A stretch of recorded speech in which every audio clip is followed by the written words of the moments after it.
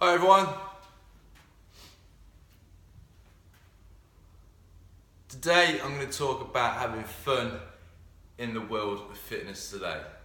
My background prior to getting involved with the fitness industry happens to be in the music entertainment industry. I've personally done gigs at the home of the Agents of the Prodigy.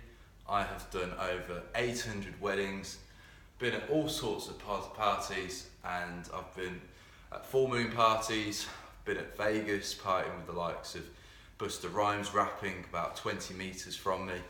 I've been all over the world, Ibiza, Ayia Napa, you name it, I've pretty much partied there. So, because my background is from an entertainment perspective and I've always had fun, fitness for me has always been a lifestyle and more of a hobby interest. In my teenage years, I was more athletic, doing running, doing athletics, doing boxing, martial arts. In my early 20s, I discovered women, food, alcohol, and the party scene. In my mid-20s, I piled a bit of body fat on, but I was happy and I was doing a lot of weight training and I was focused more on strength training. In recent years, I've been doing more physique shows and I've identified with more the world of aesthetics more. But one thing I've noticed is that there's a misconception that because I'm so into fitness, I should be boring, eating salad leaves, not going out and having a life at the weekend, and not enjoy foods that everyone else enjoys. And unfortunately, there are a lot of sad individuals in the fitness industry today who don't really have much of a life, who would try and consider themselves a good advocate for the fitness industry. But actually, deep inside, in here and in here, they're miserable. And the reason being is that their whole life is solely lifting weights and eating broccoli and chicken and having a very seldom lonely lifestyle. Now, I'm talking from experience. I've done these physique shows and they're great for focus, they're great for challenging you, but after doing 4 shows and competing with the likes of WBFF and going to the extremes of dieting down for like 4 months and doing the extremes with cardio, etc. One thing I've recognised is in that period, because I'm so strict and regimented with my diet and my nutrition, going out is pretty much the least of my priorities at that time, but also it's something that you just can't do. And now being over the age of 30, I find it harder still, being so involved in my fitness, to stay out till the early hours like I once did in my early 20s. So going out for myself now is more of a release, it's a social thing, it's seeing friends, and I find that enjoying myself by going out and socialising, it's something different from hitting the gym each and every day. So don't get me wrong, at the moment I'm doing 5-6 days a week doing weights, I do cardio on a regular basis, I'm now doing yoga, and also I swim now more, and I'm also more attentive to my diet than ever.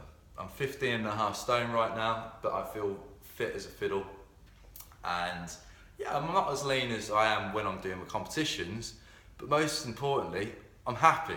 And the reason why I'm at my happiest is because I've got a balance between my fitness life and actually having a life. And you'll see on Instagram and through social media all these people giving a false illusion that they're really happy. Yeah, I'm really happy, I'm at the gym each and every day.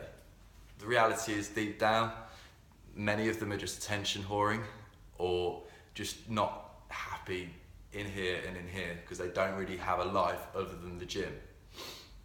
Don't get me wrong, there's no better feeling than seeing the endorphins rise and feeling good and healthy, but on the same token, it's nice to have a balance. And that's the point I'm trying to make in this video, is by having a balance in my life, that's what's really helped me become happier in myself. So what do I mean by balance? Simple. I've got a balance with my fitness, my family, my friends, my hobbies, my interests, my businesses, and with future travel prospects and whatever else. There's about 12 different things which are really important to me, and I scaled them out of 10. Last year when I was armed robbed, my confidence had dropped. A few things were dropped as a result. A year later, and at the end of the year, I'm looking back at what I've achieved the last 3 years. I've bounced back after a few adversities, and yeah, everything's shot up. So my friendships, they've never been so solid. I know who my true friends are. My family, we've got a really good relationship now. With my work, I've got so many prospects and possibilities that I'm really excited for next year. And importantly as well, I'm having a balance now between my fitness and fun. And if anyone tries to convince you that they're in their best shape ever, but also they're having the best time of their life as well, most of them are actually bullshitting you, especially online. Sorry to say this, guys, and sorry to swear at that. They're just pretty much preaching the fact that they can be super lean, super ripped, and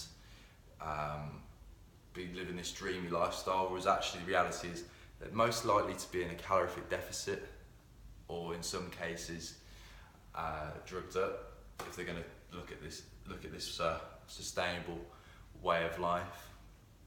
And that's unfortunately for a lot of people creating a false impression of how the fitness industry should be today.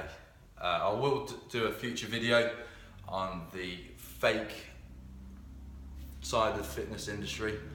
I've been in the game for about 14 years, working with clients of all ages, and I've been in this industry before most gyms, before most sports nutrition brands, before most gym clothing brands, and most of the trainers, in fact.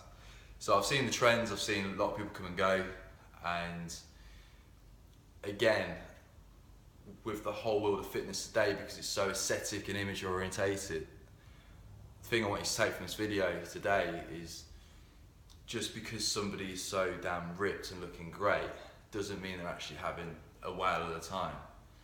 The reality is they're probably dieting really hard, and they're probably over-exercising to just look great, and they'll give this false impression that they're really happy, but the reality is all they've got is their fitness and not a life. So if there's anything you can take from today, if you are really extremely fitness, don't forget that you can actually have a life, get that balance. And when I was about 24% body fat a few years ago, now I'm currently off season, I'm about 16, I was actually as happy being a little bit more overweight than I was when I was doing at the peak of the shows with fitness. Why is that? Because I was out with my friends, I was partying, I was doing different things, I was traveling, and it's just about getting balance, guys. So again, if there's anything you take from this video, don't believe all the hype online. If people are creating this false impression that they're living the dream life because they look great, the reality is, in many cases, they're pretty miserable. I know this because I know a lot of them, and I've competed against them or spoken to them, and after coming into contact with thousands of them at exhibition shows, at meetings, at greetings, whatever, there's a common theme. And if they're too obsessive this end on the fitness, quite often or not, they've got no life. So there you go. That's a fact for today.